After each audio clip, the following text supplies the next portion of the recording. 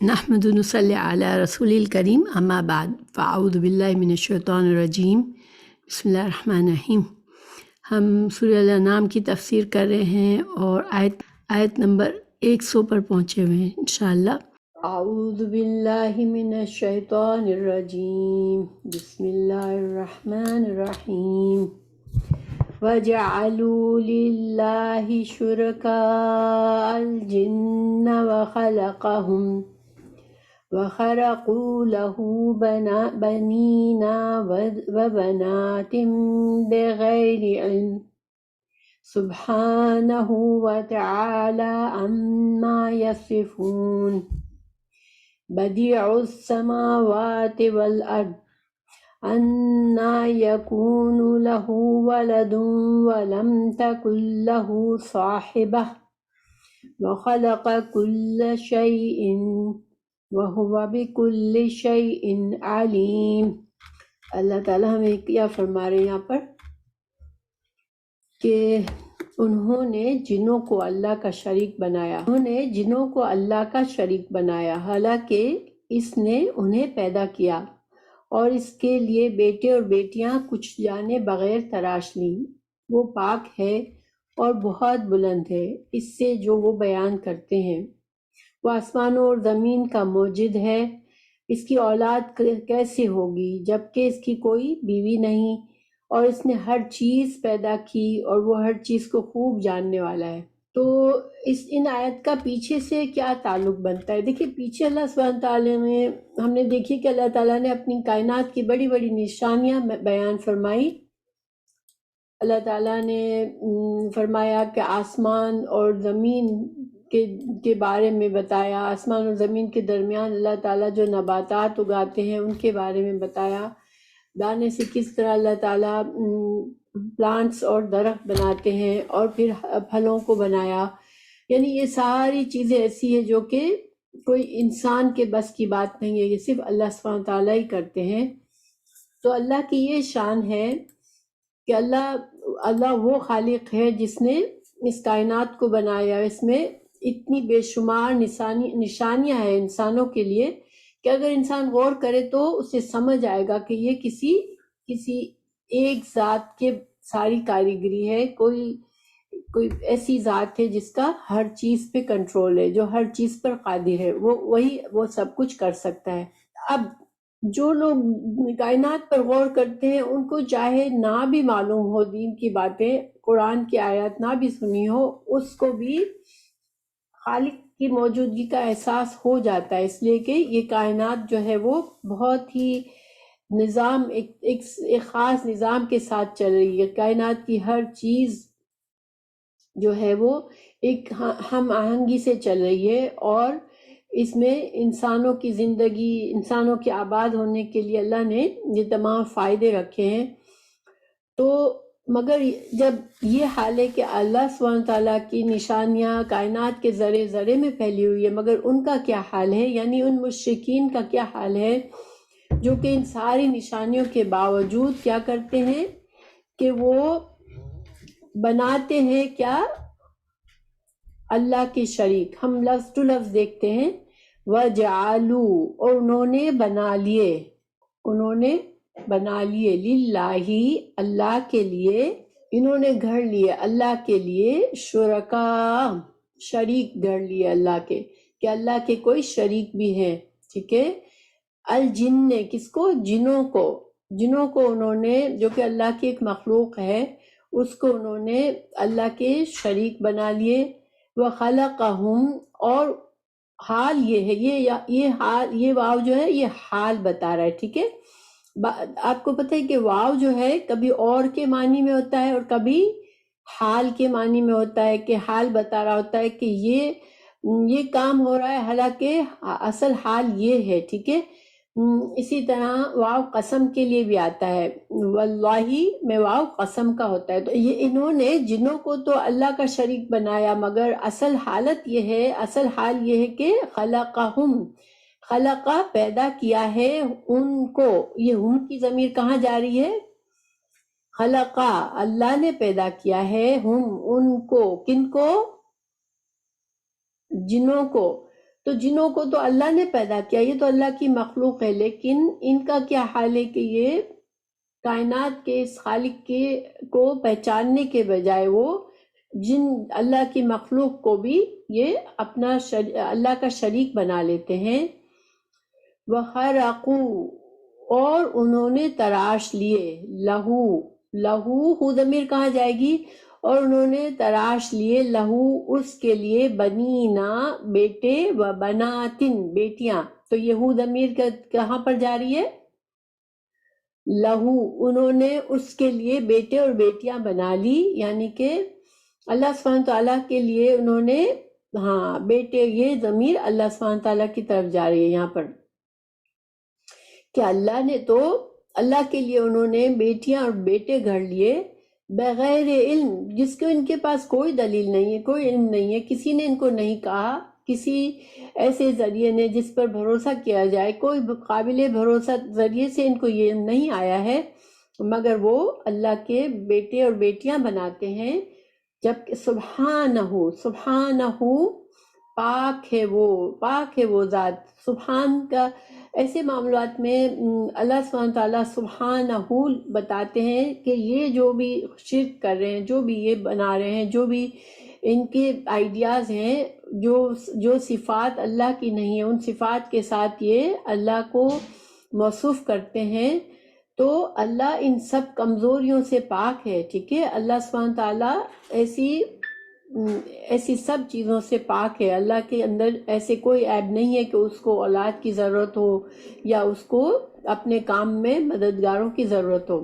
وَتَعَالَى، وہ تو بلند ذات ہے، اما، اس سے جو، ان اور ما دو الفاظ ہیں یہاں، ان اور ما، ان سے، ما جو، یصفون، واو صاد فا، وصف، وہ وصف جو بیان کرتے ہیں، جو اللہ کے وصف وہ بیان کرتے ہیں، اس سے تو اللہ کی ذات پاک ہے، ان برائیوں سے، ان کمی کوتاہیوں سے، ان کمزوریوں سے، اور اللہ کی ذات تو بہت بلند اور بالا تر ہے۔ اب اس آیت میں ہم دیکھتے ہیں، اگر غور کریں تو دیکھیں، جیسے کہ میں نے شروع میں بتایا کہ اللہ سبحانہ تعالیٰ نے سورہ انعام میں اپنی توحید کے بہت سے دلائل دیے ہیں، کیونکہ یہ جو سورہ ہے وہ مشرکین کے ساتھ حجت تمام کر رہی ہے۔ 13واں سال ہے نبوت کا، اور اب ان کے جرائم پیک پر پہنچے ہوئے ہیں، اور اللہ سبحانہ تعالیٰ ان کی مہلت اب ختم ہونے لگی ہے، تو اللہ تعالیٰ نے بہت ہی واضح طور پر اب فائنل ان کو ایک طرح سے تنبیہ کے انداز میں ان کی حجت تمام کی ہے۔ تو اس میں اللہ کی توحید کے بہت سارے آیات ہیں، اور اللہ کا تعارف کافی طریقوں سے کیا گیا ہے، اللہ کی قدرت کو بیان کیا گیا ہے۔ تو اللہ تعالیٰ یہاں پر ان کی اس ایک اور جرم جو مشرکین مکہ کرتے تھے، وہ کیا کرتے تھے کہ وہ جنوں کو بھی اللہ کا شریک سمجھتے تھے۔ جو بعض اوقات وہ سفر کر رہے ہوتے تھے، کسی وادی میں ان کو پڑاؤ ڈالنا ہوتا تھا، تو وہ وادی، ایسی وادیوں کو وہ کسی جن سے موصوف رکھتے تھے کہ یہ وادی میں اس جن کا راج ہے، اس جن کا کنٹرول ہے، تو پھر وہ زور سے پہلے پڑاؤ ڈالنے سے پہلے زور سے اس جن کا نام لیتے اور اس کی ایک طرح سے اس کی تعریفیں کرتے، اس کی اجازت لیتے، اس کا پروٹیکشن مانگتے، اور پھر وہ اپنے ٹینٹ کو وہاں پر قائم کرتے تھے۔ اسی طرح وہ جنوں کی کچھ ایسے بھی لوگ تھے جو کہ جنوں کو اور خبیث شیطانوں کی عبادت بھی کرتے تھے، ایک طرح سے وہ سمہاؤ کچھ ایسے وظیفوں سے اس سے وہ جنوں سے تعلق بھی رکھتے تھے۔ تو اللہ سبحانہ تعالیٰ نے یہاں پر ان کی تنقید کی اور ان کی نفی کی کہ یہ جو ان کا عمل ہے یہ شرک ہے، ایسی کوئی ان کے پاس کوئی ایسی دلیل نہیں آئی کہ جن جو ہیں وہ اللہ کے شریک ہیں۔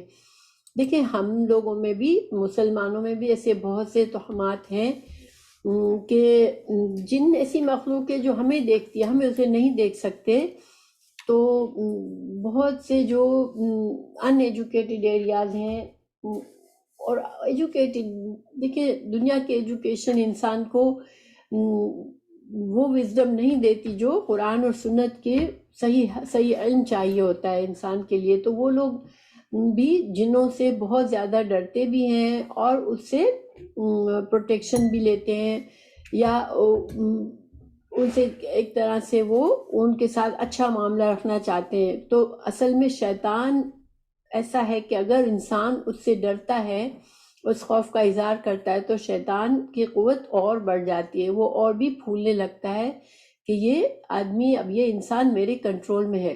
تو جب ہمیں کوئی وسوسہ ہو، جب ہمیں کوئی خوف محسوس ہو، یہ انسانی فطرت ہے، انسان اندھیرے میں رات کے وقت ہے، کئی ایسی جگہ پر ہم جاتے ہیں، ہم اکیلے ہوتے تو ہمیں دل میں خوف سا آتا ہے کہ کوئی ہے ہمارے پاس، کوئی ہمیں نقصان نہ دے۔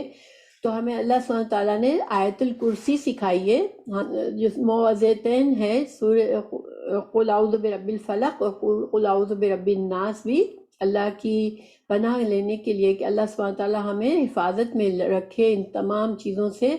اور جب ہم آیت الکرسی پڑھتے ہیں تو بھی جن بھاگ جاتا ہے، ٹھیک ہے؟ جب کبھی دل میں ہلکا سا بھی خوف آئے تو آیت الکرسی پڑھیں، مگر جنوں سے خوف کرنا یہ صحیح نہیں ہے، کیونکہ سورہ جن سے اللہ تعالیٰ نے جنوں کا ذکر کیا ہے، اور جنوں میں جن میں سے جن کے کچھ باتیں وہ آپس میں کر رہے تھے وہ ہمیں سنائی ہے۔ تو جن کہتے ہیں کہ انسان ہم سے ڈرتے تھے تو ہم بھی پھول گئے، ہم بھی اپنے آپ کو بڑا سمجھنے لگے، ٹھیک ہے؟ تو ہمیں یہ یاد رکھنا چاہیے کہ انسان کو اللہ نے سپیریئر بنایا ہے، اللہ تعالیٰ نے ہمیں حفاظت کی، اور تو پاک صاف رہنا چاہیے انسان کو۔ جہاں گندگی ہوتی ہے وہاں جن جاتے ہیں، جو شیطان جن ہوتے ہیں وہ گندی جگہوں پر ہوتے ہیں۔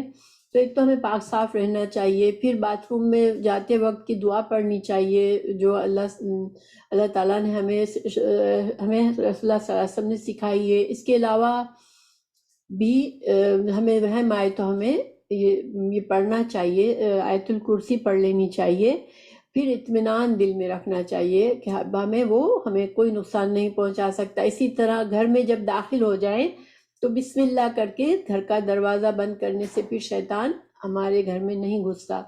رات کو جب ہم دروازہ بند کریں تو بسم اللہ کر کے پڑھیں انشاءاللہ، تو پھر شیطان ہماری اس میں نہیں آتا۔ لیکن ان کو بڑا سمجھنا، ان سے مرعوب رہنا یا ان سے کوئی ایکسپیکٹ کرنا، یہ ایک طرح سے شرک ہو جاتا ہے۔ تو اللہ سبحانہ تعالیٰ نے یہاں اس کی نفی کی۔ پھر خرقو، انہوں نے تراشے، خارقہ جو ہے نا روٹ ورڈ، یہ ایکچولی خلقہ کا اپوزٹ ہے۔ جب خلقہ میں کیا ہے کہ اندازے اور مطابق کے سے کسی چیز کو اچھی طرح خوش اسلوبی سے بنانا، یہ کیا ہے؟ خلقہ ہے، اللہ نے پیدا کیا ہے، اللہ نے ہر چیز کو ایک اندازے سے احسن طریقے سے پیدا کیا ہے۔ ہر چیز، اگر ہم کائنات کے ہر چیز، ہر مخلوق کو دیکھتے ہیں تو اللہ نے اسے ویسا ہی بنایا جیسا اس کو ہونا چاہیے، جن حالات میں اس کی زندگی ہوتی ہے، جیسی اس کی زندگی ہوتی ہے اس لحاظ سے اللہ نے اسے بنایا ہوتا ہے۔ تو اللہ نے ہر چیز کو اپنے اندازے سے احسن طریقے سے بنایا ہے، جبکہ خرقہ ہوتا ہے بے ڈھنگے انداز سے کسی کو بغیر کسی چیز کا قاعدے کے کسی چیز کو بگاڑ دینا، کسی اچھی چیز کو بگاڑ دینا، کوئی چیز گھڑ لینا، جھوٹ گھڑ لینا، کسی چیز کے بارے میں کسی کی حقیقت کے خلاف کوئی چیز بنا لینا، اس کو خرقہ کہتے ہیں۔ تو انہوں نے تراش لیے، انہوں نے جھوٹ گھڑ لیے، کیا لہو، اللہ کے بارے میں انہوں نے جھوٹ گھڑے، کیا گھڑے؟ انہوں نے بیٹے بنائے اللہ کے، بنین جمع ہے، بیٹے بنائے، وہ بنات، اور بنت کی جمع بنات ہے، اور اس کی بیٹیاں بنائی۔ تو بغیر علم، ان کو کسی نے کہیں سے کوئی حق کا علم نہیں آیا، کوئی ایسی دلیل ان کے پاس نہیں ہے جس سے وہ یہ سب کچھ کر رہے ہیں، لیکن انہوں نے کیا کیا؟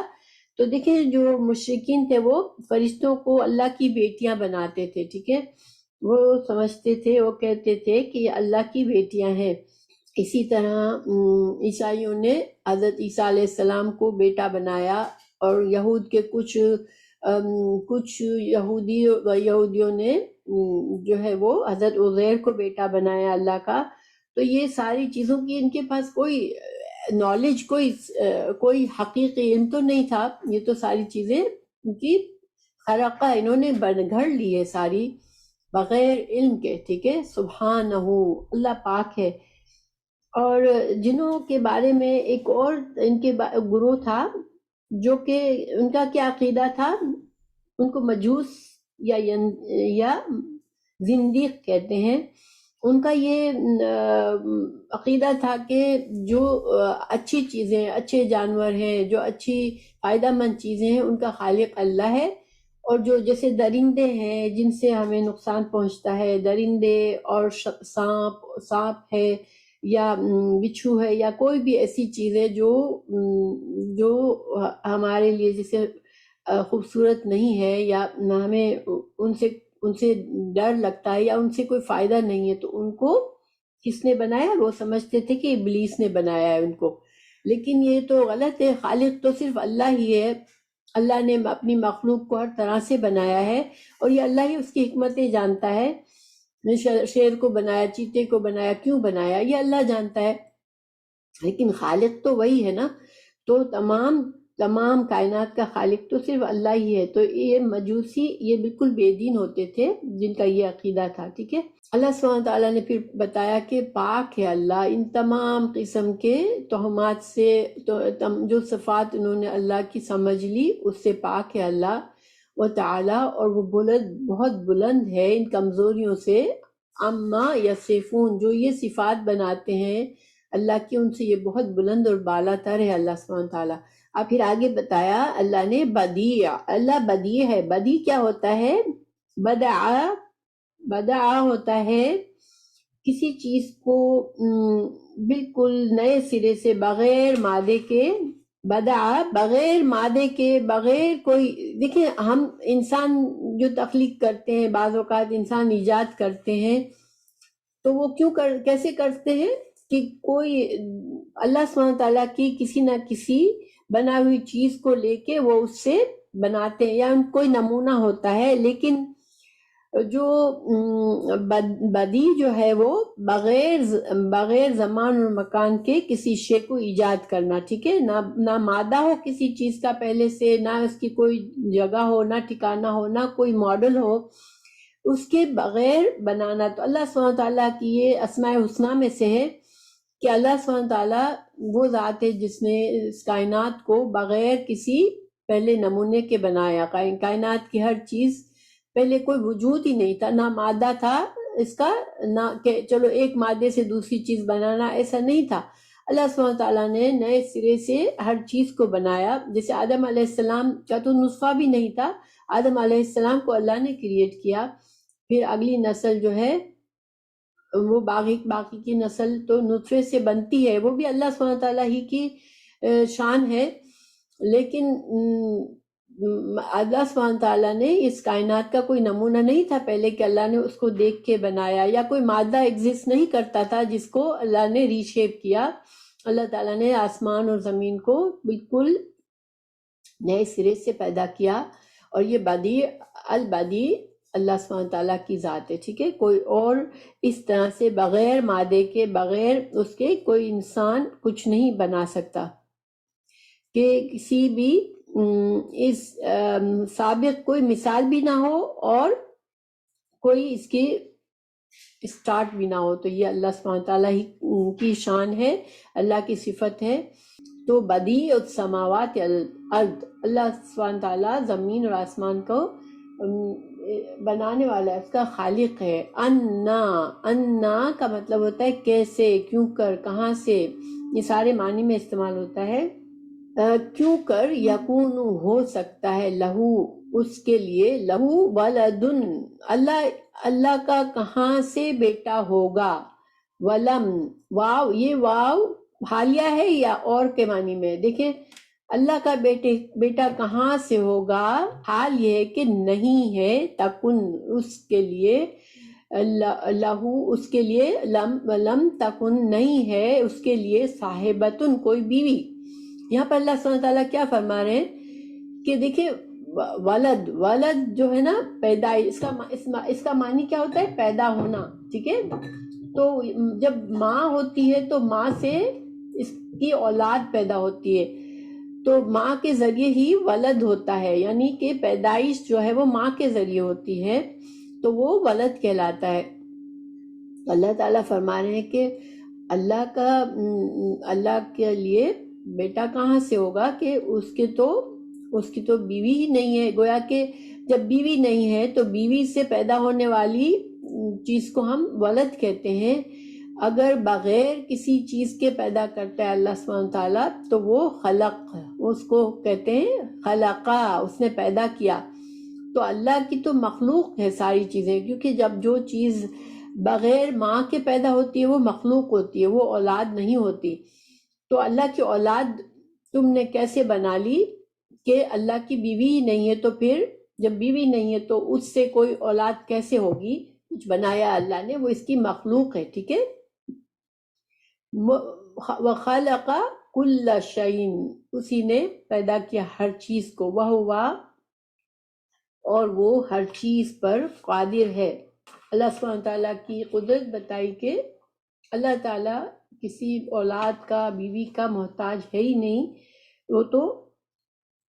وہ خالق ہے، اس نے اپنی مخلوق کو بنایا ہے، اور آسمان زمین کو بھی اور آدم علیہ السلام کو بھی اسی نے پیدا کیا تھا۔ تو وَهُوَ عَلَى كُلِّ شَيْءٍ عَلِيمٌ، وہ ہر چیز کا علم رکھنے والا ہے۔ اور دوسری بات یہ کہ اس کو وہ اپنی مخلوق کے بارے میں سارا علم ہے اس کو۔ کیا مطلب ہوا کہ اللہ نے نہ صرف پیدا کیا ہے بلکہ وہ مخلوق کے بارے میں علم رکھنے والا ہے۔ تو جو چیز اللہ نے نہیں بنائی، جو اللہ نے نہیں بتایا کہ اس کی اولاد ہے، تو پھر یہ علم تمہارے پاس کہاں سے آیا؟ کیونکہ سارا علم اللہ کے پاس ہے، اور اگر اللہ کی طرف سے تمہیں یہ نہیں بتایا گیا کہ اللہ کا بیٹا ہے تو تم کو کہاں سے یہ علم آ گیا؟ ٹھیک ہے۔ ذالکم اللہ، یہ ہے اللہ، یہ جو صفات اللہ نے بتائی یہ ہے اللہ، ربکم، یہ تمہارا رب ہے۔ تمہارا رب کوئی مخلوق میں سے کوئی نہیں ہو سکتا، یہ تمہارا رب ہے جس کی وہ صفات ہے جو کہ پیدا کرنے والا ہے، بدیع السماوات، سماوات الارض ہے، ٹھیک ہے۔ لا الہ، نہیں ہے کوئی الہ، خالق، وہ پیدا کرنے والا ہے، کل شیء، ہر چیز کا، فاعبدوہ، تو تم اس کی عبادت کرو۔ یہاں پر شرک کی مکمل نفی کر دی گئی کہ یہ تمہاری جتنی بھی تم جو کچھ کر رہے ہو یہ غلط کر رہے ہو، تمہارا رب صرف اللہ ہی ہے، اور اس کے سوا کوئی اور جو ہے وہ الہ نہیں ہے، معبود نہیں ہے، تو تم اسی کی عبادت کرو۔ وَهُوَ، اور وہ عَلَى كُلِّ شَيْءٍ، وہ ہر چیز پر وکیل، کارساز ہے، تمہیں دوسرے سہاروں کی ضرورت نہیں ہے، اللہ ہی ہر چیز کا کارساز ہے، اللہ ہی ہر چیز کا نگران اور نگہبان ہے۔ کیونکہ انسان کیوں سہارے ڈھونڈتا ہے کہ اس کو کوئی نگران چاہیے ہوتا ہے، کوئی کارساز چاہیے ہوتا ہے، کوئی ہمارے کام کر دے، کوئی جس پر ہم تکیہ کر سکیں، جس پر ہمیں بھروسہ ہو کہ ہماری مشکل وہ حل کرے گا۔ تو تم کو صرف وہ اللہ کی ذات ہے، اللہ ہی ہر چیز کا نگہبان ہے اور کارساز ہے، تم اسی کی عبادت کرو۔ پھر مزید اللہ کی صفات بتائی، لا تدرکہ، نہیں پا سکتی، درکا کہتے ہیں کسی چیز کا احاطہ کرنا، ٹھیک ہے، کسی چیز کو گھیر لینا۔ جب ہم کسی چیز کو دیکھتے ہیں تو ہماری آنکھیں اس چیز کا احاطہ کرتی ہے، وہ چیز پوری کی پوری ہماری آنکھوں کے سامنے ہوتی ہے، ٹھیک ہے۔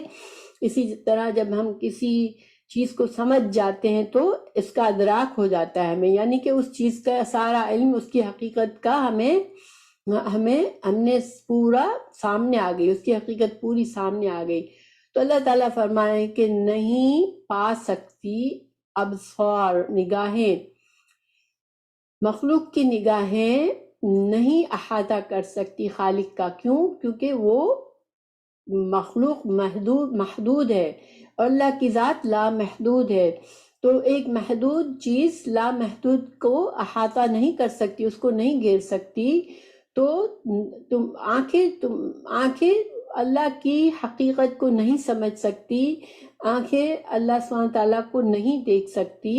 وَهُوَ، اور وہ یدرکو، وہ پا لیتا ہے، الابصار، ہماری نگاہیں کہاں جا رہی ہیں، ہم کیا سوچ رہے ہیں، کیا سمجھ رہے ہیں، یا اللہ پہچان جاتا ہے۔ مگر ہماری آنکھیں اور یا ہماری بصیرت، اگر ہم حقیقت سمجھنا، دل کی آنکھیں سے اگر ہم سمجھیں، یا اگر ہم آنکھوں کی اپنی نظروں سے دیکھیں، دونوں طرح سے مخلوق جو ہے وہ اللہ کا اللہ کا احاطہ نہیں کر سکتی۔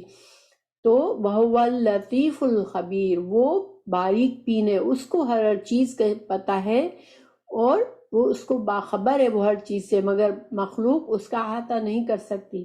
تو یہاں پر یہ کہا جا رہا ہے کہ اللہ کی ذات کو دنیا میں کوئی نہیں دے سکتا، کیونکہ آخرت کے لیے ہمیں دلائل ہیں کہ پہلے جنت اللہ سبحانہ تعالیٰ کو دیکھ سکیں گے، ٹھیک ہے، اپنی آنکھوں سے۔ ہاں البتہ ہماری عقل اور سمجھ سے اللہ کی ذات کا احاطہ کرنا، اللہ کی پوری حقیقت کو سمجھنا، یہ کوئی مخلوق نہیں کر سکتی۔ لیکن اہل ایمان کے بارے میں کہا گیا ہے وجوہ یومئذ ناظرہ الی ربہا ناظرہ، القیامہ سورہ میں کہا گیا ہے کہ اس دن کچھ چہرے تر و تازہ ہوں گے، اپنے رب کی طرف دیکھ رہے ہوں گے۔ اسی طرح صحیح حدیث ہے کہ قیامت کے دن انبیاء کے علاوہ مومنوں کو بھی اللہ تعالیٰ کا دیدار ہوگا، اور وہ بغیر کسی تکلیف کے اپنی اپنی جگہ اللہ تعالیٰ کو دیکھیں گے، جیسے چاند کو دیکھنے میں کسی کو کوئی تکلیف نہیں ہوتی۔ اور جنت کی سب سے بڑی نعمت یہی ہوگی۔ اللہ سبحانہ تعالیٰ ہمیں بھی اپنا دیدار کروائے اور ہمیں اللہ سبحانہ تعالیٰ ہمیں اپنی رضامندی بخشے۔ یہ جو ہے اس کی دعا مانگنی چاہیے کہ اللہ ہمیں اپنا دیدار کرائے اور اللہ تعالیٰ ہم سے راضی ہو جائے، کیونکہ یہ ساری نعمتوں سے بڑی نعمت ہے، جنت سے بھی بڑی نعمت یہ ہے کہ اللہ ہمیں اپنا دیدار کرائے۔ اور سوال یہ ہے کہ کیا رسول اللہ صلی اللہ علیہ وسلم نے اپنے رب کو دیکھا جب معراج پر گئے تھے یا کسی اور طریقے سے؟ تو اس کے بارے میں صحیح حدیث ہے حضرت عائشہ رضی اللہ عنہ کی، حضرت ام المومنین عائشہ رضی اللہ عنہ فرماتی ہے جو تمہیں بیان کرے کہ محمد صلی اللہ علیہ وسلم نے اپنے رب کو دیکھا تو اس نے یقیناً جھوٹ کہا۔ پھر انہوں نے یہ آیت پڑھی لا تدرک الابصار وہو یدرک الابصار، کہ انسانی زندگی، جو زندگی ہمیں اس دنیا میں ملی ہے، ہماری جو آنکھوں کی صلاحیت ہے، وہ اس قابل نہیں ہے کہ اللہ کو دیکھیں۔ آپ کو پتہ ہے ہم نے قرآن میں ہمیں بتایا اللہ سبحانہ تعالیٰ نے کہ حضرت موسیٰ علیہ السلام نے اللہ سے ریکویسٹ کی اللہ مجھے تجھے دیکھنا ہے، تو اللہ سبحانہ تعالیٰ نے اپنی تجلی پہاڑ پر کی اور وہ پہاڑ ریزہ ریزہ ہو گیا اور حضرت موسیٰ علیہ السلام بے ہوش ہو گئے تھے۔ تو اللہ سبحانہ تعالیٰ نور کے پردے میں ہے اور انسان کی آنکھوں میں یہ صلاحیت نہیں ہے کہ وہ اللہ سبحانہ تعالیٰ کو دنیا میں دیکھ سکے۔ دوسری حدیث بھی ہے، عبداللہ بن مسعود نے فرمایا سورہ نجم جو ہے میں مذکور آیات فَكَانَ قَابَ قَوْسَيْنِ أَوْ أَدْنَىٰ فَأَوْحَىٰ إِلَىٰ عَبْدِهِ مَا أَوْحَىٰ سے مراد یہ آیت کے بارے میں کچھ لوگ یہ کہتے ہیں کہ یہ اللہ سبحانہ تعالیٰ سے اتنے قریب ہو گئے پیارے رسول صلی اللہ علیہ وسلم کہ آپ کو دیکھ لیا، ٹھیک ہے، لیکن یہ آپ نے دیکھا نہیں تھا۔ اللہ سبحانہ تعالیٰ اس سے مراد جو ہے وَكَانَ قَابَ قَوْسَيْنِ أَوْ أَدْنَىٰ، تو یہ جو ہے یہ حضرت جبرائیل کے بارے میں کہ حضرت جبرائیل کو آپ صلی اللہ علیہ وسلم نے اصلی حالت میں 2 بار دیکھا تھا، ٹھیک ہے، اور آپ نے فرمایا تھا کہ ان کے 600 پر تھے۔ تو یہی صحیح عقیدہ ہے کہ اللہ سبحانہ تعالیٰ کو کسی نے اس دنیا میں نہیں دیکھا۔ ہاں حضرت عبداللہ بن عباس کی ایک روایت ہے کہ اللہ کے رسول صلی اللہ علیہ وسلم نے اپنی دل کی آنکھ سے اپنے رب کو دیکھا ہے۔ تو دیکھیں یہ جو ہے یہ معاملہ ہمیں نہیں سمجھ آئی۔ اگر یہ دل کی آنکھ سے دیکھنا تو یہ اللہ سبحانہ تعالیٰ نے اگر اپنے رسول صلی اللہ علیہ وسلم کو دل کی آنکھ سے کچھ محسوس انہوں نے کیا، وہ یہ معاملہ ایسا ہے کہ ہم اس پر بات نہیں کر سکتے کیونکہ ہم اس کی حقیقت کو نہیں سمجھتے، لیکن آنکھوں سے حضرت رسول اللہ صلی اللہ علیہ وسلم نے بھی نہیں دیکھا ہے اللہ کی ذات کو۔ آگے اللہ لطیف الخبیر ہے، جبکہ بندوں کی یہ صلاحیت نہیں ہے، مخلوق اللہ کا احاطہ نہیں کر سکتی، لیکن اللہ کو ایک باریک سے باریک چیز کی بھی خبر ہے مخلوق کے بارے میں۔ قد جاءکم، تحقیق آ گئی ہے تمہارے پاس، بصائر کس کو کہتے ہیں؟ بصیرتن کی جمع ہے کھلی دلیلیں، واضح نصیحت، ٹھیک ہے، قرآن میں تم کو نصیحت، اب اس سے واضح کیا بات ہو سکتی ہے؟ تم کو اللہ نے صاف صاف کھول کے سب کچھ بتا دیا، تمہارے پاس دلائل آ گئے، اب جو ہے تحقیق آ گئی ہے تمہارے پاس کھلی دلیلیں، من ربکم، تمہارے رب کی طرف سے، روشن نشانی آ گئی ہے ماشاءاللہ. فمن تو جو کوئی ابصرا دیکھ لے فلنفسہ، تو جو ان اللہ کے دلائل کو، اللہ کے دیے ہوئے دلائل کو اپنی عقل سے، اپنے دل کی آنکھ سے سمجھ لے، ان پر یقین کر لے، ان پر ایمان لائے، تو اس کو اسی کا فائدہ ہوگا، اسی کو اس کا فائدہ ہوگا. ومن عما، اور جو دل کا اندھا ہے، عمیہ اندھا، فعلیہا، تو اس کا اندھا پن کا نقصان اسی کو ہے، اس کے اندھے پن کا نقصان اسی کو ہے. وما انا، اور میں نہیں ہوں، علیکم تم پر، بے حفیظ نگران. آپ اللہ تعالیٰ نے آپ صلی اللہ علیہ وسلم کی زبان سے کہلایا کہ یہ اللہ کے نبی تم پر نگران نہیں ہے کہ تم کو زبردستی یقین دلا سکے، تم کو زبردستی ایمان میں داخل کر سکے، ہدایت دے دے. جس شخص نے ہدایت کو قبول کرنا چاہا، جس نے اپنے غور و فکر سے بات کو سمجھا، دلیل کو سمجھا، تو وہ اسی کو فائدہ ہوگا. اور جو دیکھ کر جان کر اندھا بنا رہا، تو وہ پھر اس کا نقصان اسی کو ہوگا. آپ صلی اللہ علیہ وسلم پر صرف پہنچانا ہے، میسیج پہنچانے والا ہے، آپ جو ہے کسی کی نگران نہیں. اور اس آیت کا مقصد آپ صلی اللہ علیہ وسلم کو ایک طرح سے تسلی دینا ہے. دیکھیں جب انسان، آپ غور کریں، 13 سال اس قوم کے ساتھ میسیج دینا، ان کو سمجھانا، تو آپ صلی اللہ علیہ وسلم کو کس حد تک تکلیف ہوتی ہوگی کہ کیوں ان کی سمجھ میں بات نہیں آتی. ان کو آپ صلی اللہ علیہ وسلم کو کبھی یہ بھی ہوتا تھا کہ میں شاید اور اچھے طریقے سے بتاؤں تو بات سمجھیں گے. تو یہاں پر اللہ تعالیٰ نے ایک طرح سے اپنے پیارے رسول کو تسلی بھی دے دی صلی اللہ علیہ وسلم کو کہ آپ ان پر نگران نہیں ہیں، آپ ان کے دل نہیں پھیر سکتے. دلوں کو پھیرنا کس کا کام ہے؟ اللہ کا کام ہے. اگر یہ ہدایت نہیں چاہیں گے تو اللہ ان کو ہدایت نہیں دے گا. اسی طرح سورہ بنی اسرائیل کی آیت نمبر 15 میں ہے، جو ہدایت پا گیا وہ اسی کے نفس کے لیے ہے، اسی کو فائدہ دے گی، اور جو گمراہ ہوا وہ اس کی گمراہی کا ذمہ دار وہ خود ہوگا. ٹھیک ہے. اللہ سبحانہ تعالیٰ اپنے واضح باتیں بتا دی، ہم کو واضح دلائل دے دیے. اب اس کے بعد جو عقل کا اندھا بن رہا ہے، وہ جانتے بوجھتے نہیں مان رہا، تو اس کا نقصان اسی کو ہے. نہ آپ میسیج پہنچانے والے کو اس کی ذمہ داری صرف پہنچانا ہے. وَكَذَلِكَ، اور اس طرح نُصَرِّفُ، ہم پھیر کر بیان کرتے ہیں، آیات کو. اللہ تعالیٰ قرآن میں، دیکھیں آپ نے دیکھا ہوگا کہ قرآن میں بہت سی باتیں ریپیٹ ہوتی ہے، تھوڑا تھوڑا فرق کر کے ریپیٹیشن بہت ہوتا ہے.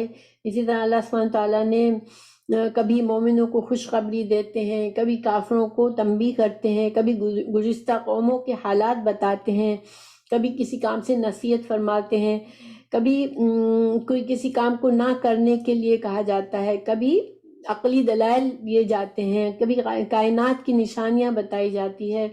تو اللہ سبحانہ تعالیٰ نے ہر طرح سے پھیر کے واضح کر دیا. اللہ کی نشانیاں آ گئیں، اللہ کی آیات اتنی واضح ہے کہ جو چاہے، جس کو واقعی میں چاہتا ہے، اس کو کوئی نہیں روک سکتا کہ وہ ہدایت سے محروم رہے. لیکن پھر بھی اگر کوئی محروم رہتا ہے تو وہ کیوں محروم رہے گا؟ کیونکہ وہ ہدایت پانا نہیں چاہتا. ٹھیک ہے. تو پھر اللہ تعالیٰ فرما رہے ہیں کہ یہ ہم جو ہے کھول کے پھیر کے آیات بتاتے ہیں. اور اس سے مومنوں کو کیا فائدہ ہوتا ہے کہ مومن جو ہے وہ بات کو پوری طرح سمجھ جاتے ہیں. دیکھیں ایک آیت میں ہمیں بات اچھی طرح نہیں سمجھ آئی تو دوسری آیت سے ہمیں بات سمجھ آ جاتی ہے. آپ کو پتہ ہے کہ قرآن کی آیات ایک دوسرے کی تشریح کرتی ہے. قرآن کی تفسیر کا طریقہ یہ کہ سب سے پہلے قرآن کے اندر قرآن کی آیتوں ہی کو ڈھونڈ کے اس کی تفسیر کی جاتی ہے کہ یہاں پر بات کو ایک طریقے سے بتایا گیا ہے، وہاں پر بات کو دوسری طریقے سے بتایا ہے، وہاں پر تیسری طریقے سے بتایا ہے. ان سب آیات کو جمع کرنے سے اصل بات پوری واضح ہو جاتی ہے. ٹھیک ہے. تو اللہ تعالیٰ نے پھر کے آیت بتائی، لِيَقُولُوا، تاکہ وہ کہے، درستہ تو پڑھ کر آیا ہے، وَلِنُبَيِّنَهُ، اور تاکہ ہم بیان کریں اس کو، اس میسیج کو، لِقَوْمٍ، واسطے اس قوم کے، يَعْلَمُونَ، جو علم رکھتی ہے. تو جو علم رکھتے ہیں قرآن و حدیث کا، ان کو کیا فائدہ ہوتا ہے؟ یہ پھیر کے جو آیات آتی ہیں اس سے ان کی سمجھ میں اور اضافہ ہوتا ہے، وہ اللہ سبحانہ تعالیٰ کی پہچان ان کو اور بڑھ جاتی ہے، اللہ ان کا ایمان اور بڑھ جاتا ہے، اور جو لوگ نہیں ماننا چاہتے وہ گمراہی میں اور بڑھ جاتے ہیں، اور وہ کہتے ہیں کہ آپ صلی اللہ علیہ وسلم تو کہیں سے سیکھ سکھا کے آ جاتے ہیں، ٹھیک ہے، کیونکہ یہ قرآن میں بہت سی جگہوں پر یہ ان کی بات آئی ہے، سورہ فرقان میں، سورہ مدثر میں، سورہ فرقان کی آیت 4 میں اور 5 میں، سورہ مدثر کی 18 سے 25 میں، کہ وہ کہتے تھے کہ آپ صلی اللہ علیہ وسلم کو کوئی اہل کتاب کے کوئی غلام ہے، وہ ان کو آپ کو یہ ساری باتیں بتاتے ہیں، یا آپ صلی اللہ علیہ وسلم کہیں سے سیکھ کر آتے ہیں، کیونکہ ان کو پتا تھا کہ آپ امی ہیں، تو یہ تو ظاہری بات ہے کہ یہ پتا تھا ان کو کہ آپ صلی اللہ علیہ وسلم کہیں آپ نے نہیں پڑھا، تو پھر وہ کہتے تھے کہ آپ کو کوئی سکھاتا ہے، اہل کتاب کے کوئی غلام، وہ نام بھی لیتے تھے۔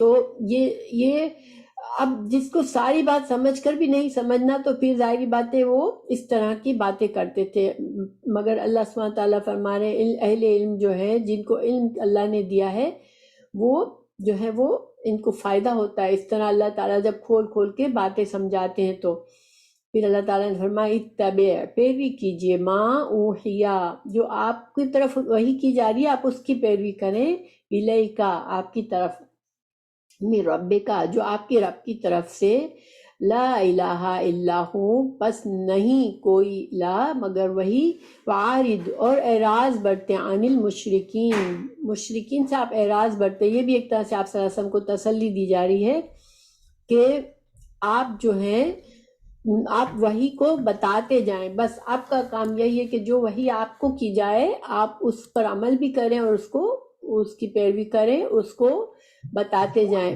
باقی جو نہیں مانتے ان کو آپ ان سے اعراض برتے، بس آپ ان کے ذمہ دار نہیں ہو، سیم بات جو اوپر کہی گئی تھی کہ، اور یہ ایک طرح سے آپ کے لیے تسلی ہے، ٹھیک ہے، وَلَوْ شَاءَ اللَّهُ، اور اگر چاہتا اللہ، ما اشرکوا، نہ وہ شرک کرتے، ما جعلناک، نہیں ہے آپ، نہیں بنایا آپ کو، علیہم، ان پر، حفیظہ، آپ کو ان پر نگہبان نہیں بنایا ہے۔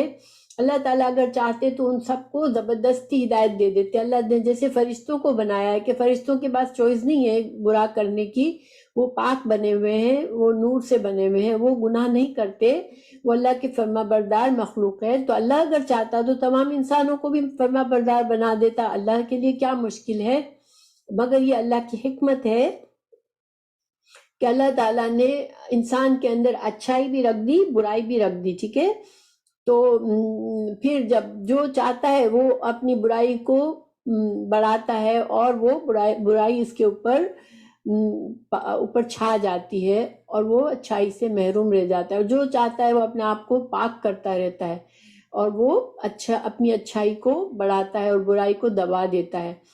تو اللہ تعالیٰ اگر چاہتا تو اس سب کو فرشتوں کی طرح پاک صاف بنا دیتا، لیکن یہ اللہ نے امتحان کے لیے یہاں پر ہمیں بھیجا ہے، اللہ جسے چاہے اسے اللہ تعالیٰ نے بس ہدایت دے دی، یہ اللہ کا طریقہ ہے کہ اللہ نے ہدایت واضح کر دی، اب جس کو ماننا ہے مانے، جس کو نہیں ماننا نہ مانے، پھر آخر میں انجام سب کا اللہ کے پاس ہی ہے، اور آپ صلی اللہ علیہ وسلم، آپ کسی پر نگہبان نہیں، آپ کسی کے کارساز نہیں ہیں، آپ کسی کو زبردستی کچھ نہیں کر سکتے، ٹھیک ہے، ہدایت آپ کسی کو نہیں دے سکتے۔ وَلَا تُصَبُّوا، وَلَا تَصُبُّوا، نہ تم گالی دو، الذین، ان لوگوں کو، یدعون، جو پکارتے ہیں، من دون اللہ، اللہ کے سوا، فَيَسُبُّوا، تو وہ گالی دیں گے، اللہ کو، یا عدوان، زیادتی کر کے، بغیر علم۔ یہاں پر سد الذرائع کا ایک بات بتا دی، دیکھیں اسلام کا یہ طریقہ ہے کہ گناہ کے دروازے ہی بند کر دو، جہاں سے فتنہ اٹھ سکتا ہے اس فتنے کو دروازے ہی سے بند کر دو، شروع سے ہی ختم کر دو، تم موقع ہی نہ دو، ٹھیک ہے۔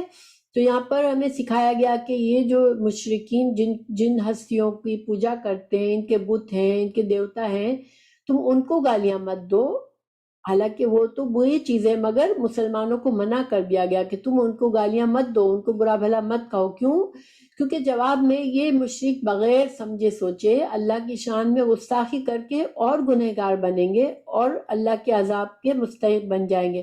تو یہ بھی اللہ تعالیٰ کی شفقت بندوں پر ایک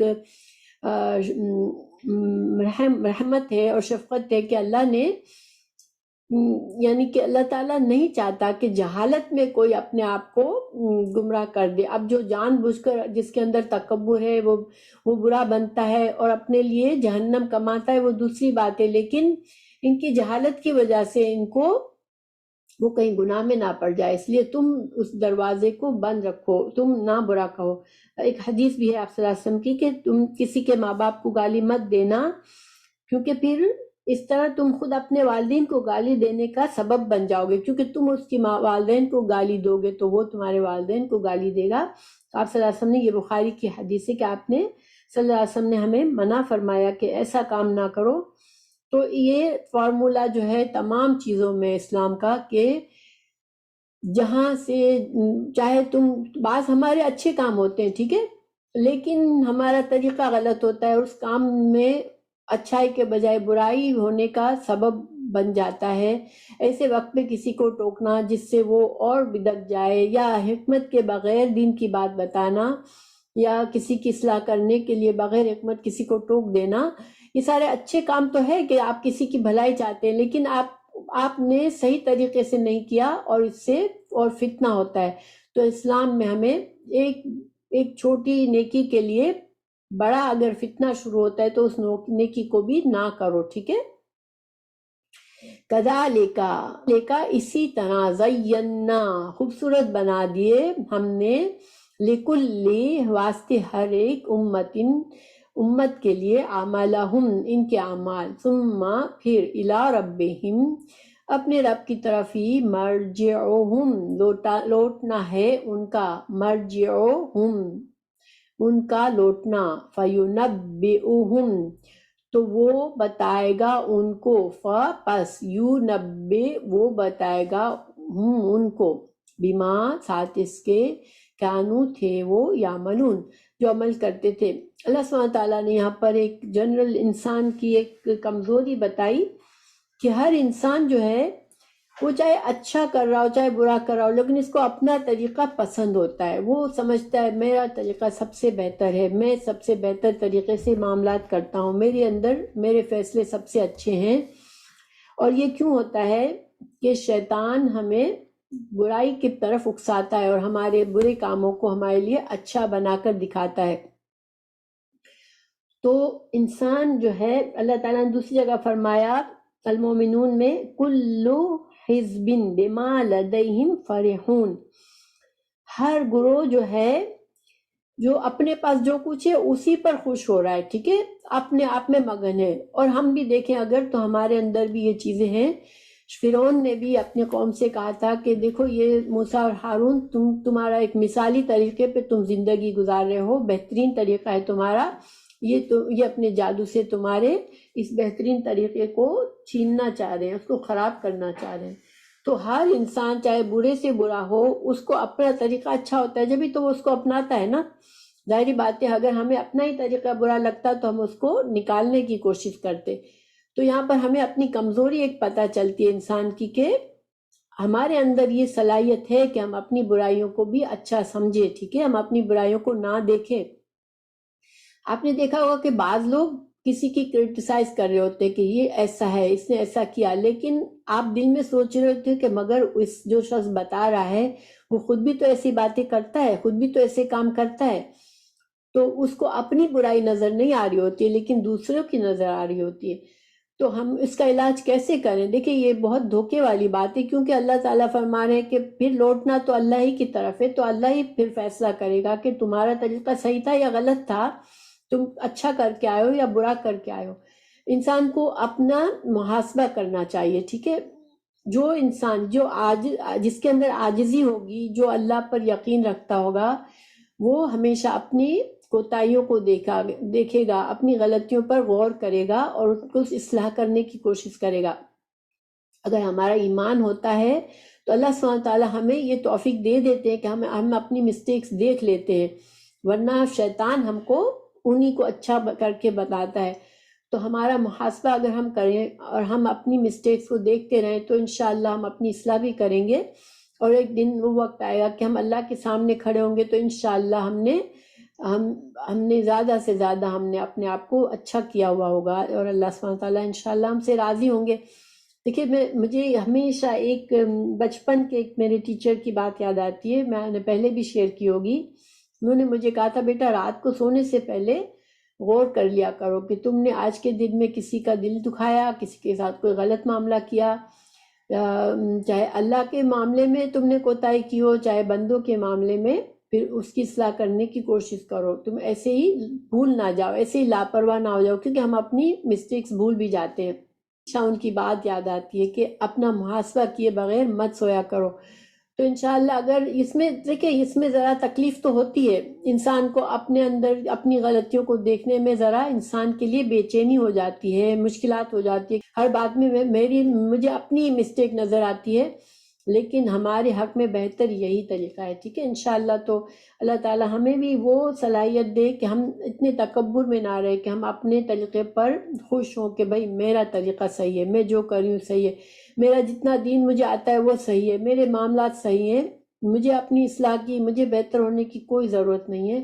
اگر ہمارے اندر یہ بات آئی تو یہ کس کی خصوصیت ہے؟ ایسا سوچنا کس کی خصوصیت ہے؟ آپ مجھے بتائیں کہ کس نے ایسا سوچا کہ میں بہتر ہوں؟ یہ تکبر ہے، اور تکبر کس کی خصوصیت ہے؟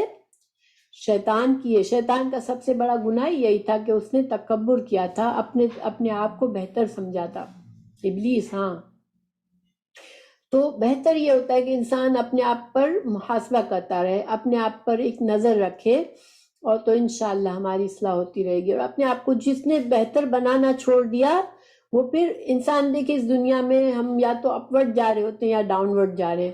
جب ہم اپنی اصلاح کا کام چھوڑ دیں گے تو پھر ہم سلو ڈاؤن ورڈ چلے جاتے ہیں۔ اللہ سبحانہ وتعالی ہمیں اس سے بچائے، ہمیں اپ ورڈ کرتا رہے ہمیشہ انشاءاللہ، خیر کی طرف، بھلائی کی طرف، آمین۔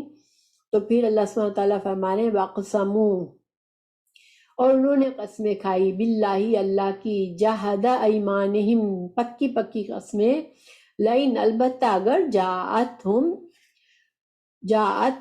آئی ان کے پاس، آیتن کوئی نشانی، لَيُؤْمِنُنَّ تو وہ ضرور ایمان لائیں گے، بہا اس سے۔ آپ صلی اللہ علیہ وسلم سے یہ مطالبات کرتے تھے، ہمیں یہ معجزہ دکھاؤ، ہمیں وہ معجزہ دکھاؤ۔ سورہ بنی اسرائیل میں بہت سے ان کے معجزات کا ذکر ہے کہ جو مطالبات وہ کرتے تھے، ہمارے لیے سونے کی چھت بنا دو، اور ہمارے لیے یہ کر دو، ہمارے لیے نہریں پھاڑ دو، ہمارے لیے باغات بنا دو، ہمیں یہ نشانیاں بتاؤ۔ تو اللہ سبحانہ تعالیٰ فرماتے ہیں کہ یہ تو قسمیں کھاتے ہیں کہ آپ ہمیں نشانیاں بتا دیں تو ہم پھر ایمان لے آئیں گے۔ اور آپ صلی اللہ علیہ وسلم بعض اوقات امید بھی کرتے تھے، اللہ تعالیٰ آپ کے دل میں خواہش ہوتی تھی کہ کاش اللہ تعالیٰ ان کے طلب کردہ معجزہ دکھا دے تاکہ وہ ایمان لے آئے۔ قل کہہ دیجئے، انما الآیات بے شک آیات، بے شک نشانیاں، عند اللہ کے پاس ہے۔ اللہ جو چاہے وہ معجزات دکھا سکتے ہیں، نشانیاں دکھا سکتے ہیں۔ وما یشعرکم کیا چیز تم کو سمجھائے، یہ خطاب مومنوں سے کہ تم کو کیا چیز بتائے کہ انہا بے شک وہ، اذا جب جات آ گئی ان کے پاس، لا یؤمنون تو یہ ایمان نہیں لائیں گے۔ گویا جن کو نہیں ماننا ہے وہ معجزات کی ڈیمانڈ کرتا ہی نہیں ہے، ان کو تو اللہ کی آیات ہی انف معجزہ ہو جاتی ہے۔ جس کو ماننا ہے وہ اس کے لیے کائنات کی نشانیاں، قرآن کی آیات ہی انف ہو جاتی، لیکن جو نہیں مان رہے ان کو اصل میں ماننا ہی نہیں ہے۔ دیکھیں مسلمانوں کو بھی خواہش ہوتی تھی، کیونکہ ان کے رشتہ دار، ان کے دوست احباب جو مسلمان نہیں ہوئے تھے، ان کو یہ ہوتا تھا کہ کسی طرح ان کی سمجھ میں بات آ جائے، کوئی ایسی نشانی آ جائے جس سے ان کا ایمان تازہ ہو جائے، لیکن اللہ تعالیٰ نے فرمایا کہ نہیں، نشانیاں آئی بھی ان کے پاس تو یہ نہیں مانیں گے، ٹھیک ہے، کیونکہ اللہ سبحانہ تعالیٰ جانتے ہیں کہ یہ جو ہے ان کو ماننا ہی نہیں ہے، جو ہٹ درمی کرنے والے لوگ ہیں ان کو ہدایت نہیں ملنی ہے۔ وَنُقَلِّبُ ہم پھیر رہے ہیں، أَفْئِدَتَهُمْ ان کے دلوں کو، وَأَبْصَارَهُمْ اور ان کی نگاہوں کو، کما جیسا کہ لم نہیں، یؤمنو وہ ایمان لائے، بھی ساتھ اس کے، اول مرتن، پہلی بار. یعنی دیکھیں جب انسان کے اندر اکڑ ہوتی ہے اس کو سمجھ آ جاتی ہے کہ ہاں یہ صحیح بات ہے، یہ حق بات ہے، مگر وہ اپنی ضد کی وجہ سے نہیں مانتا، تو اس سے نقصان کیا ہوتا ہے کہ پھر بطور سزا اس کو حق سمجھ ہی نہیں آتا، پھر وہ بعد میں اس کے دل اور آنکھیں جو ہوتی ہیں وہ پھیر دی جاتی ہیں، اس میں پھر حق دل ان کے حق طلبی سے محروم رہ جاتے ہیں، ان کی آنکھیں جو ہیں حق دیکھنے سے محروم رہ جاتی ہیں. کیونکہ جب اللہ سبحانہ وتعالیٰ ہمارے دلوں کو جانتا ہے، جب حق پتہ ہے ہمیں اور حق کو ہم قبول نہیں کر رہے تو پھر اس کا نقصان ہوتا ہے. وَنَذَرُهُمْ، اور ہم چھوڑ دیتے ہیں ان کو فی طغیانہم، ان کی سرکشی میں، یعمہون، یہ بھٹکتے پھرتے ہیں. اللہ تعالیٰ جب ناراض ہوتے ہیں تو پھر یہ بطور سزا ان کی سوچنے سمجھنے کی صلاحیت، حق کو دیکھنے کی صلاحیت، حق کو قبول کرنے کی صلاحیت ختم ہو جاتی ہے، اور یہ اپنی گمراہی میں ہی بھٹکتے رہتے ہیں، سرکشی میں اور زیادہ بڑھتے جاتے ہیں. یہاں پہ ہم کیا سبق لے سکتے ہیں؟ دیکھیں قرآن اور حدیث سے بہت سی چیزیں ایسی ہیں جو ہمیں پتہ ہے، ہمیں بتا دی گئی ہیں، ہم جانتے ہیں، لیکن ہم ان سے نظریں چراتے ہیں، ہم ان سے پھیر جاتے ہیں اپنے آپ کو، ہم اس کو اپنے عمل میں نہیں لاتے، ہم اس کو ایک سائڈ پہ رکھ دیتے ہیں. ٹھیک ہے، یہ تھوڑا خطرناک معاملہ ہے. ٹھیک ہے، چونکہ اللہ سبحانہ تعالیٰ ہمارے دلوں کو جانتا ہے، اللہ تعالیٰ جانتا ہے کہ ہم جو صحیح کرتے ہیں یا غلط کرتے ہیں بائی مسٹیک نہیں کر رہے، ہمیں پتہ ہے پھر بھی ہم کر رہے ہیں. ٹھیک ہے، یہ رویہ برا ہے، نقصان دہ ہے. ہمیں استغفار کرنا چاہیے اور اللہ سے دعا کرنی چاہیے کہ اللہ ہمیں ایسا بننے سے بچائے، کیونکہ اس کی سزا پھر بعض اوقات یہ ہوتی ہے کہ انسان پھر وہ کام کر ہی نہیں سکتا، جس کام کو اسے کہا جاتا ہے، اس کی سمجھ آ جاتی ہے کہ ہاں مجھے یہ کرنا ہے، مجھے اللہ کا حکم ہے، نہیں کرتا تو اس کو پھر توفیق نہیں آتی. اور یہ خطرناک بات ہے، کیونکہ ہماری بھلائی اور ہمارے لیے بہتری یہی ہے کہ ہم اللہ سے دعا مانگ کے اللہ کے مشکل احکامات کو بھی قبول کر لیں تو اللہ تعالیٰ آسان کر دیں گے انشاءاللہ. لیکن ہم جانتے بوجھتے نظریں چرائیں گے، اس کو نہیں ایکسیپٹ کریں گے، تو یہ اس میں بہت خطرہ ہے ہمارے لیے. ہاں بالکل، اللہ سبحانہ تعالیٰ کی جو بلیسنگز ہیں، دیکھیں یہ تو ہدایت اور قرآن کی اللہ کی طرف سے ہدایت کا ملنا یہ اللہ کی نعمت ہے. اللہ جس کو نعمت دینا چاہے اگر وہ اس نعمت کو سمجھ بھی لے، پھر پلٹتا ہے، پھر دور ہٹ جاتا ہے، تو پھر اس کے لیے دروازے بند ہو جاتے ہیں، پھر اس کی سمجھ اس طرف جاتی ہی نہیں ہے. وہ دیکھتا ہے، کرتا ہے، مگر اس کا دل نہیں کھلتا. تو ہمیں اس سے ڈرنا چاہیے اور ہمیں یہ نہیں کرنا چاہیے. انشاءاللہ اللہ سبحانہ تعالیٰ ہمیں اپنی مکمل فرما برداری کی توفیق بھی دے اور ہمارے لیے آسان بھی کر دے کہ ہم اللہ کو جو پسند ہے اسی طریقے کو قبول کریں. کیونکہ دیکھیں جانا ہمیں اللہ ہی کے پاس ہے. ٹھیک ہے، ہم بعض اوقات بندوں کی خاطر ہم بہت سی چیزوں کو اگنور کر جاتے ہیں، اللہ کے بہت سے احکامات کو سائڈ میں چھوڑ دیتے ہیں، کیونکہ ہمیں بندوں کی فکر ہوتی ہے، ہمارے ماحول کی فکر ہوتی ہے، لیکن اصل جواب ہمیں اللہ ہی کو دینا ہے. تو اللہ سبحانہ تعالیٰ ہمیں اس سے پہلے کہ ہمارا وقت ختم ہو جائے اس سے پہلے ہمیں اللہ سبحانہ تعالیٰ کی توفیق دے دے کہ ہم اپنے آپ کو بالکل سرنڈر کر لیں. اللہ کی مرضی میری مرضی، اللہ مجھ سے جس سے راضی میں وہ کروں. انشاءاللہ ہمیں اللہ تعالیٰ ایسا بنا دے، آمین. اور پھر ہم آسانی اللہ کر دیتا ہے. دیکھیں مشکل کاموں میں آسانی اللہ ہی کرتا ہے. ہمیں بعض اوقات بہت چیزیں مشکل لگتی ہیں پہلے سے، لیکن جب ہم اللہ کے بھروسے پہ شروع کرتے ہیں تو وہ آسان بھی ہو جاتی ہے. اللہ سبحانہ تعالیٰ ہماری مدد فرمائے اور ہماری اولاد کو، خاص طور سے اللہ سبحانہ تعالیٰ ہماری اولاد کے لیے آسانیاں کرے.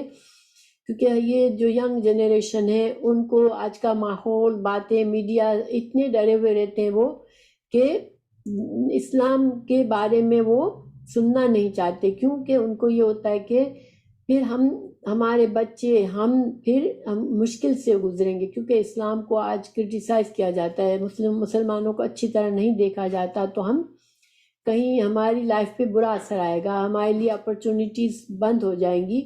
یہ ہماری ینگ جنریشن میں خوف ہے. اللہ سبحانہ تعالیٰ ان کے دلوں کو کھول دے اور ان کے دلوں سے سارے خوف نکال دے، صرف اللہ کی ذات کا خوف ہو کہ وہ اپنے اور اپنے اولاد کے لیے خیر اور بھلائی کے راستوں کو چوز کریں. آمین.